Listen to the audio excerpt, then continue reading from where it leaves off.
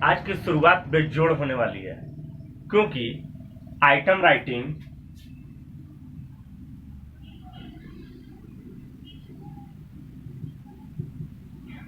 Item writing से संबंधित जितने भी ऑब्जेक्टिव क्वेश्चन बन सकते थे मैंने बनाया, और मैं कह सकता हूं कि 100% तो नहीं बोलूंगा, कुछ ना कुछ छूटा ही होगा, तो 98-99% मैंने बनाया है क्वेश्चन, ऑब्जेक्टिव क्वेश्चन, सिर्फ आप लोग के लिए। आप लोग जब इसको पढ़ेंगे, देखेंगे वीडियो, तो समझ में आ जाएगा, ओ माय गॉड, ये पहली बार ऐसा हुआ है। ठीक है, तो आइटम राइटिंग को आप लोग समझिएगा। तो आइटम का मतलब पद, ये तो का मतलब राइटिंग का मतलब आप लोग तो जानते करते हैं कि लेखन होता है या नहीं, लिखना होता है। इसी आइटम को, पद को हम लोग क्या कहते हैं पता है? इसी को कहते हैं प्रश्न, और इसको हो गया लेखन। ठीक है, यानी आइटम को पद भी कहा जाता है, प्रश्न भी कहा जाता है, और एकांश लेखन। आप लोग समझिएगा बात को। ये वाला कॉन्सेप्ट अगर आप लोग समझ लेते हैं, इसके बाद अगर आप लोग ऑब्जेक्टिव क्वेश्चन मेरा मारिएगा तो आप लोग को मजा आ जाएगा, बिल्कुल मजा आएगा, 100% मजा आएगा ही आएगा, कोई नहीं रुकने वाला। तो आइटम को पद कहा जाता है, उसी को प्रश्न कहा जाता है, उसी को एकांश कहा जाता है। इसमें से मैं कभी भी कुछ भी यूज कर लूंगा तो एक ही का मैं बात कर रहा हूं, आप लोग को ये बात समझना होगा। ठीक है, तो राइटिंग का मतलब तो हम लोग हालांकि बोलते हैं लिखना, लेकिन यहाँ पे हमने क्या यूज किया है? लेखन। ठीक है, इस बात को आप लोग कॉन्सेप्ट में बैठा लिए। ठीक है, बैठा लिए। चलिए अब हम लोग स्टार्ट करते हैं ऑब्जेक्टिव क्वेश्चन। जैसा कि मैंने थंबनेल में लगाया है आप लोग के लिए ऑब्जेक्टिव क्वेश्चन, तो वीडियो थोड़ा सा देख लीजिए आप लोग, इसका समझ में आए तो सब्सक्राइब कर दीजिएगा, और हाँ, शेयर भी कर दीजिएगा। ठीक है, तो सबसे पहला सवाल मैं यहाँ पे क्या करूंगा, क्वेश्चन लेंथी ना हो, इसीलिए क्वेश्चन में पढ़ दूंगा, ऑप्शन में लिख दूंगा। ठीक है, तो सबसे पहला क्वेश्चन यह होगा कि परीक्षण के उत्तम कहलाने के लिए यह आवश्यक है कि उसमें अच्छे एकांश हो। ये आपको पता होना चाहिए। कोई भी परीक्षण जो होता है, परीक्षण में अगर प्रश्न उत्तर यानी एकांश यानी पद, ठीक है, अगर क्या रहता है, सही रहता है, ज्यादा भरा हुआ रहता है, तो क्वेश्चन अच्छा रहता है। कभी कभी होता है ना, किसी बच्चे का हम एग्जाम का क्वेश्चन देखते हैं और बोलते हैं अरे यार कैसा स्कूल है, इतना इजी पूछा है, तो उसमें अच्छे एकांश नहीं है, उस परीक्षण में अच्छे एकांश नहीं है। कॉन्सेप्ट यहाँ बैठ गया आपका दिमाग में। चलिए शुरू करते हैं कि डैश में, क्या चीज में? डैश। ये पहला क्वेश्चन है, डैश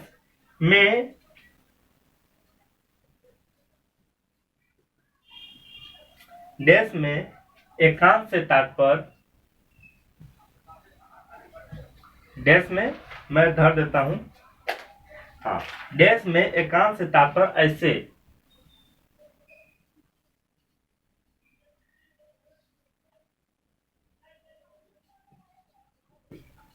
ऐसे प्रश्नों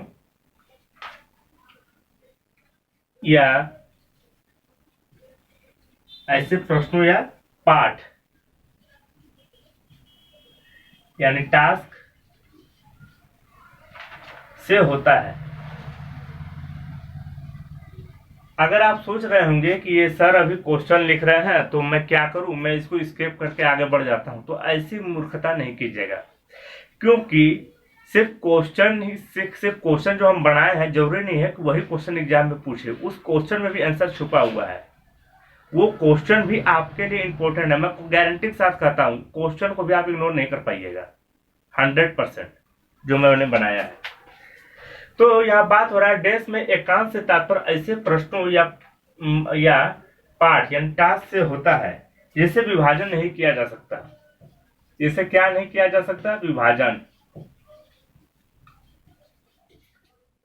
नहीं किया जा सकता।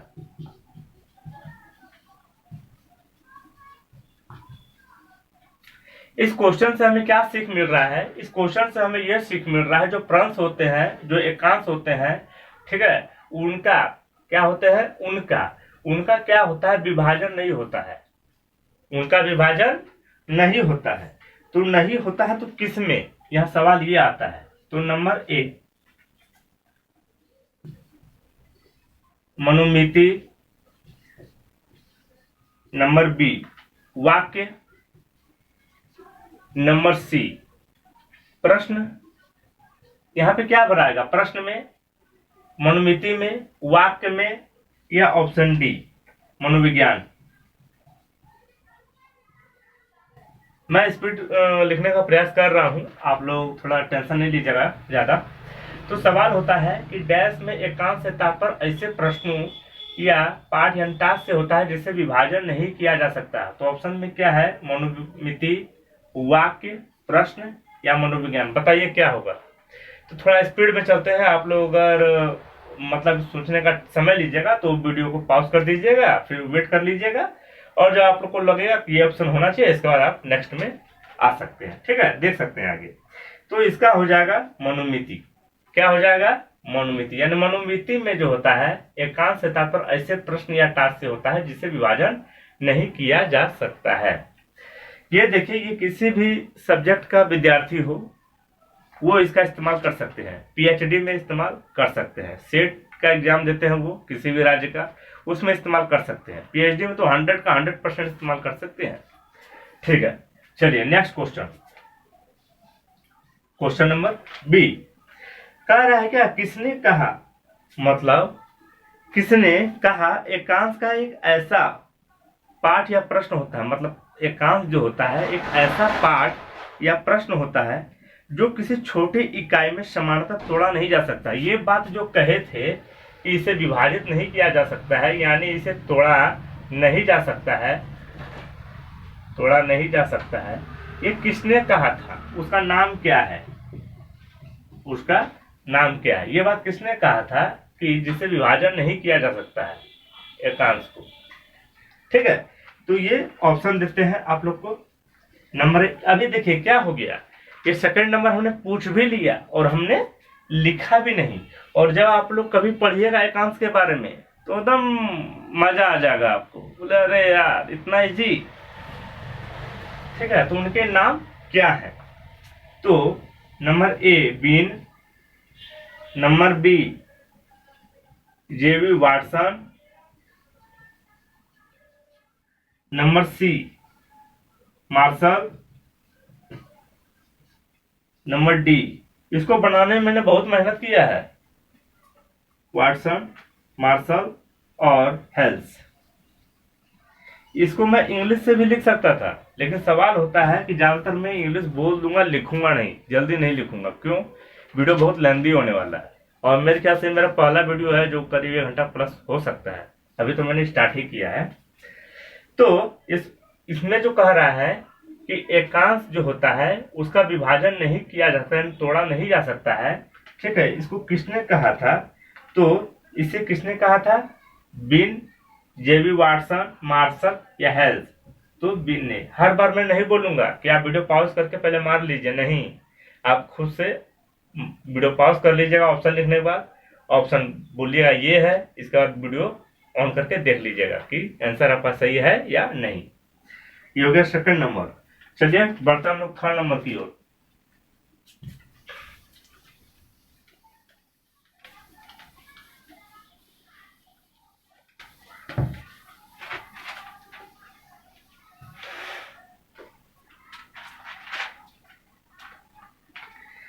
अब बात कर रहे हैं थर्ड नंबर में। एकांश जो होता है या जो प्रश्न होते हैं या पद होते हैं, ठीक है, या जो आइटम होता है, ठीक है, इसके कितने रूप होते हैं, इसके कितने रूप होते हैं। ठीक है, इसके कितने रूप होते हैं। Option 3, 4, 6, 7। Number A, number B, number C और नंबर डी। तो इसके आंसर हो जाएंगे नंबर 3। ठीक है, अब हम लोग बात करेंगे इसके नेक्स्ट क्वेश्चन में कि उनके नाम क्या है, मतलब एकांश या प्रश्न जो आइटम है उसके जो रूप होते हैं उनके नाम क्या है। नंबर 4, उनके नाम क्या है। ठीक है, तो ऑप्शन ए। लेकिन आपको यहां बताना है कि उनके नाम क्या है जो इसमें से नहीं है, इसमें से नहीं है। मतलब ये जो 3 गो जो रूप है उनका नाम क्या है वो तो हमको पता चल जाएगा, और उसमें से कौन नहीं है ये हमको देखना है। लेकिन एग्जाम में हमको क्या करना है, एग्जाम अटेम्प्ट करना है, इसलिए हम इस बात को जान लेंगे कि 3 कौन कौन है। ठीक है, तो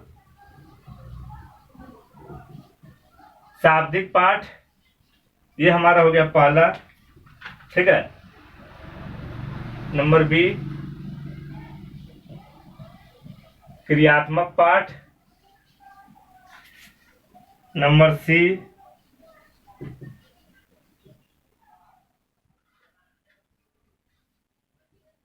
अंकगणितीय प्रश्न, और नंबर डी सांकेतिक प्रश्न।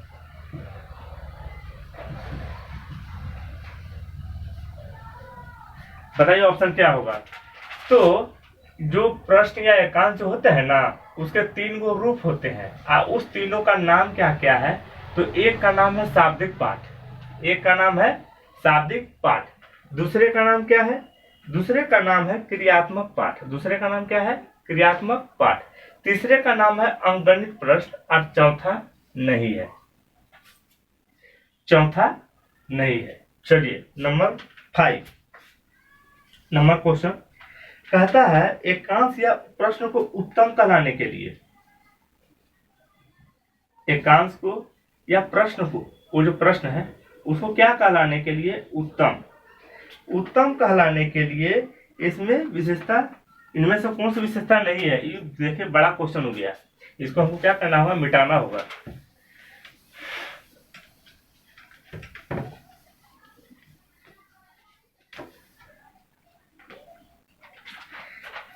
पांचवा नंबर क्वेश्चन, क्वेश्चन नंबर 5 कहता है जो एकांश होते हैं, ठीक है, जो प्रश्न होते हैं उसको उत्तम कहलाने के लिए, एकांश को क्या कहलाने के लिए, उत्तम कहलाने के लिए जो है कौन कौन सी विशेषताएं होती है। लेकिन हमको जो है यहाँ पे विशेषता नहीं होती है, नहीं है। मतलब अभी जो हम बनाएंगे ना, हम गौर करेंगे एक उत्तम एकांश बनाने के लिए इसमें कौन सी विशेषता नहीं है हम लोग उस पर जोड़ देंगे। क्या है, क्या हमको ढूंढना है, बाकी तो पता चल जाएगा हमको। ठीक है, लेकिन उसको हमको याद रखना है, ढूंढना है नहीं वाले को, कौन विशेषता नहीं है उत्तम बनाने के लिए। ठीक, तो प्रश्न जो होता है वो देखिए ये कठिन जो होता है, कठिन यानी जो एकांश होते हैं, जो प्रश्न होते हैं वो कठिन नहीं होना चाहिए और ना ही हार्ड होना चाहिए। यानी कठिन भी नहीं होना चाहिए और मतलब ना ही कठिन ना ही सरल। ठीक, ना ही कठिन होना चाहिए ना ही सरल होना चाहिए।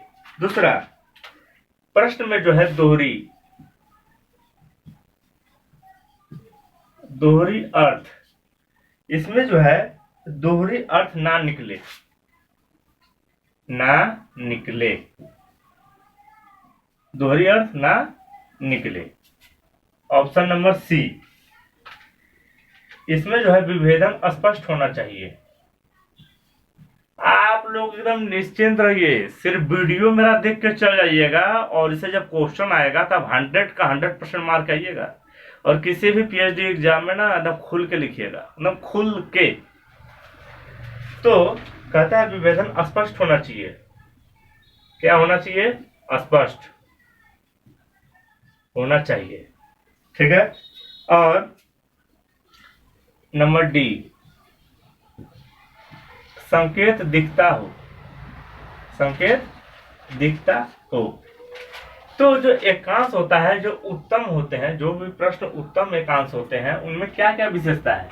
तो यही विशेषता है। तो इसमें मारेंगे हम कौन नहीं है। तो सबसे पहले हम क्या देखेंगे, कठिन या सरल नहीं होना चाहिए, यानी बीच का होना चाहिए। किसका होना चाहिए, बीच, ना ही ज्यादा कठिन ना ही ज्यादा सरल। तो क्या ये सही है या गलत है, तो ये सही है। दूसरा कि दोहरी अर्थ ना निकले। अगर हम क्वेश्चन पढ़ रहे हैं तो बच्चे के दिमाग में ये नहीं आना चाहिए कि इस क्वेश्चन का आंसर ये वाला पूछ रहा है, ये आंसर होगा कि ये आंसर होगा। अगर क्वेश्चन अगर डबल मीनिंग वाला ना हो, डबल मीनिंग तो बहुत अच्छे से समझते होंगे। हाँ, दूसरा है विभेदन में अस्पष्टता होना चाहिए। विभेदन में अस्पष्टता का मतलब ये होता है, अगर प्रश्न है, अगर ठीक है, अगर कोई प्रश्न दिया है तो उसमें विभेद होना चाहिए। विभेद का मतलब वो हमको एग्जैक्ट बता देगा कि हमसे यही चीज एग्जाम में पूछ रहा है। बाद में बच्चा घर आया, अरे हमको पता नहीं था ये पूछ रहा है, हमको लगा ये पूछ रहा है। तो ऐसा नहीं होना चाहिए, विभेदन स्पष्ट होना चाहिए। उसमें संकेत दिखता हो, संकेत काहे दिखेगा, काहे नहीं, गलत बात, तो संकेत गलत हो गया। क्वेश्चन नंबर 6, ठीक है।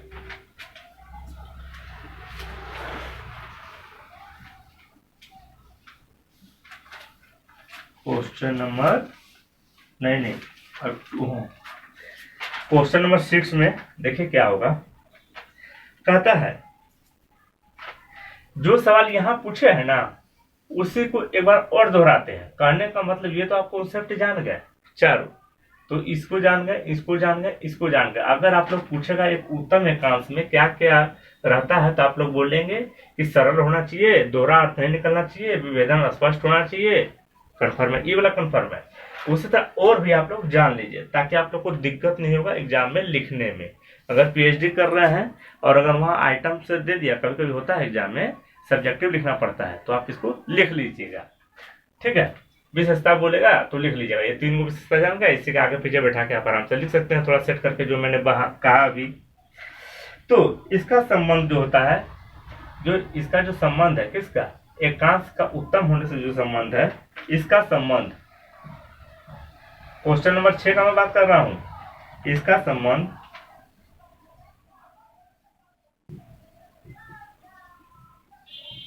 ज्ञान के तुच्छ पहलू से है,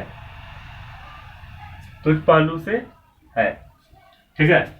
सेकंड ऑप्शन ये हो गया, पहला option A. Option number B अटकलबाजी,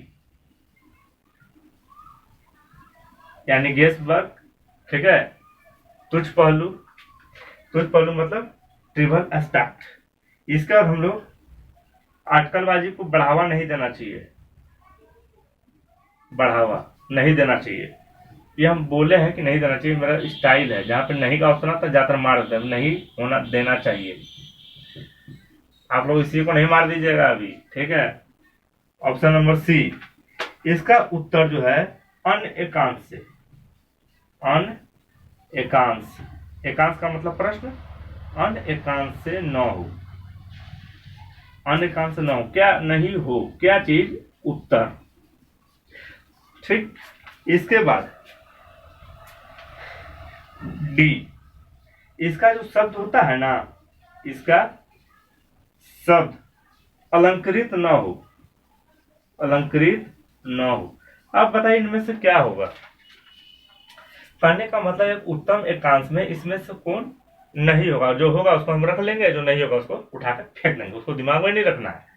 तो इसका संबंध ज्ञान के तुच्छ पहलू से है, बस यहीं पे ही फॉल्ट हो गया। कोई भी ज्ञान के तुच्छ पहलू से तो रखेगा नहीं, उसको हाई पहलू से रखेगा, लेकिन आपको इस तीनों पे ध्यान देना है, क्योंकि ये तीनों आपको लिखना है पीएचडी का एंट्रेंस में। अगर सब्जेक्टिव आया तो, ऑब्जेक्टिव आया तो मार दीजिएगा।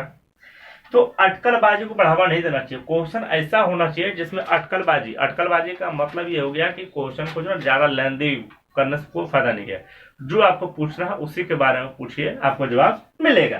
अन एकांश से नहीं हो उत्तर, कहने का मतलब होता है कि प्रश्न अगर पूछ दिए हैं, प्रश्न अगर आप हमसे पूछे हैं, अगर हम उत्तर लिखे हैं, तो वो उत्तर जो होता है तो किसी दूसरे प्रश्न से वो उत्तर न लिखा जाए। कहने का मतलब ये था कि अगर आपने उत्तर दिया है, आज एक प्रश्न पूछ लिया कोई, उसका उत्तर आपने दिया, यही उत्तर किसी दूसरे प्रश्न का नहीं होना चाहिए। अगर प्रश्न ये है तो इसी का उत्तर होगा ना, फिर दूसरा प्रश्न का भी यही उत्तर होगा, ऐसा नहीं होना चाहिए। उत्तम एकांश में यानी अच्छे प्रश्न का ये निशानी है। ठीक, इसके बाद अलंकृत ना हो। अलंकृत का मतलब ज्यादा सजाने धजाने इसको फायदा नहीं है। चलिए 6 नंबर हो गया।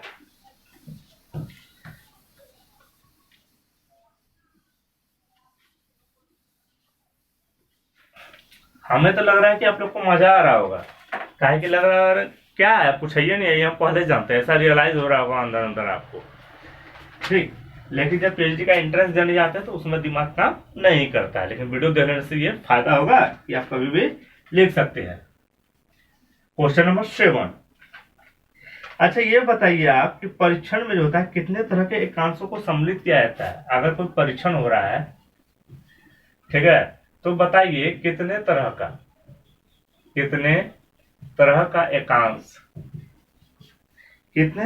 एकांश को क्या किया जाता है, सम्मिलित। अगर किसी को आइडिया हो तो दे सकते हैं पहले।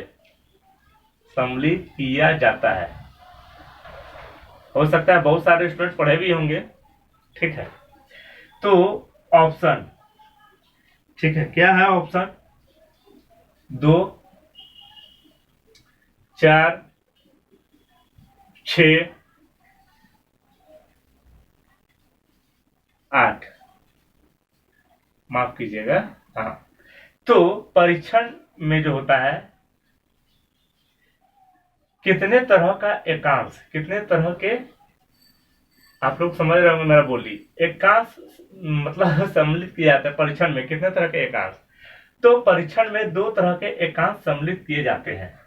परीक्षण में कितने तरह के एकांश सम्मिलित किए जाते हैं? 2 तरह के। आपको तो पता है कि इसके बाद हम क्या बोलेंगे। इसके बाद हम बोलेंगे कि उनमें से नाम कौन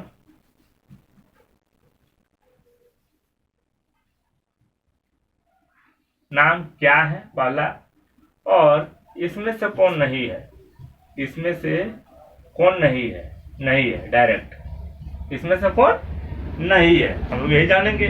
हम लोग अगर जान जाएंगे कि क्या क्या नाम है जिसको ये जो प्रश्न होते हैं परीक्षण में जो एकांश होते हैं, ठीक है, वे कितने तरह के एकांश सम्मिलित किए जाते हैं, तो निश्चित है आप लोग भी एग्जाम दीजिएगा।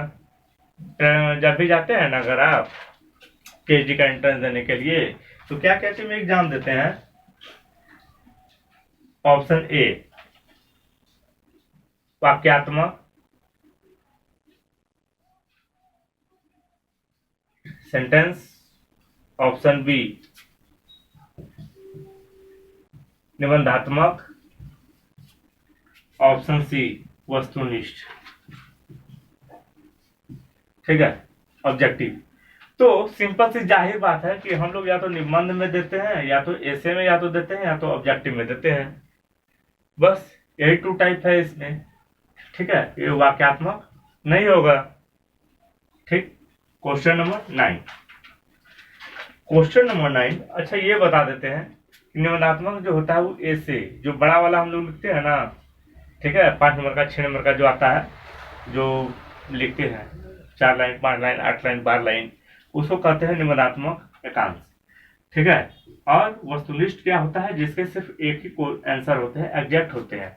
अगर हम उसका आंसर दिए हैं तो वही देंगे, कोई अगला आदमी भी दिया है तो उसका आंसर वही होगा, कोई और भी दिया है तो उसका आंसर वही होगा। लेकिन निबंधात्मक में क्या होता है कि अगर क्वेश्चन अगर पूछा गया है तो उसी का आंसर हम लोग क्या करते हैं, बैठा बैठा के गड़ के लिखते हैं उसको। ठीक है, हम लिखेंगे कुछ और, कोई और लिखेगा कुछ और, कोई और लिखेगा कुछ और एक और बात है, लिखने का तो लिख दिया, लेकिन अगर एक व्यक्ति से तीनों का कॉपी जचवाते हैं तो किसी को 8 नंबर, किसी को 7, किसी को 6 मिला है। लेकिन वही कॉपी किसी और को जचवा दे, 3-4 आदमी को अलग अलग जचवा दे, तो सब क्या करें, किसी को 5-5 नंबर करके दे देंगे तीनों को, कोई को 6-6 नंबर करके दे देगा, कोई हो सकता है 8 एक को दे या बाकी 2 को 6 दे। तो वो निबंध वाला में आ गया। लेकिन ऑब्जेक्टिव वाला में क्या होता है, 50 आदमी कॉपी चेक करो ना जी, ईमानदारी पूर्वक करो, देखो सबको एक ही नंबर मिलेगा सबको। अगर कोई आदमी कॉपी चेक किया है 10 आदमी का वस्तुनिष्ठ में ऑब्जेक्टिव में, तो बाकी का भी करेगा ना, कॉपी चेक बाकी दूसरा आदमी भी करेगा, तो उतना ही नंबर सबको मिलेगा। ठीक, क्वेश्चन नंबर 9 की ओर हम लोग बढ़ते हैं। इसका जो है ये जो, हाँ इसको पकड़ते हैं हम लोग। ये जो निबंधात्मक है क्या है, एकांश, ठीक है। यानी ऐसे आइटम जो है, ऐसे आइटम जो है इसका प्रयोग कितनी परिस्थिति में किया जाता है, यानी कितना सिचुएशन में इसका प्रयोग जो है किया जाता है।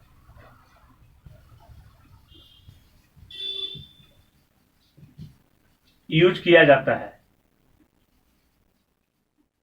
ठीक है। सवाल ये आ गया। तो यहां पे बात कर रहे हैं कि निबंधात्मक जो होता है एकांश, ये कितनी परिस्थिति में, देखिए पहले मैंने रूप पूछा था, इसके बाद बोला परीक्षण में कितने तरह के एकांश सम्मिलित किए जाते हैं, ठीक। और अब मैं पूछ रहा हूं कि कितनी परिस्थिति में, यानी कौन कौन सी परिस्थिति है जिसमें ये एकांश किए जाते हैं। तो कितनी परिस्थिति में, तो 3 परिस्थिति में। उत्तर इसका क्या है, 3, यानी 3 परिस्थिति में जो है निबंधात्मक एकांश का उपयोग किया जाता है, ठीक है। कितना एकांश में, 3 परिस्थिति में। अब सवाल होता है कि वो 3 परिस्थिति कौन कौन सी है।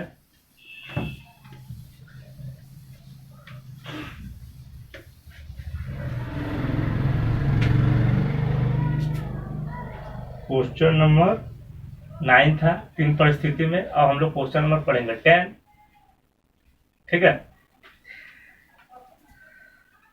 तो वो कौन कौन सी परिस्थिति है,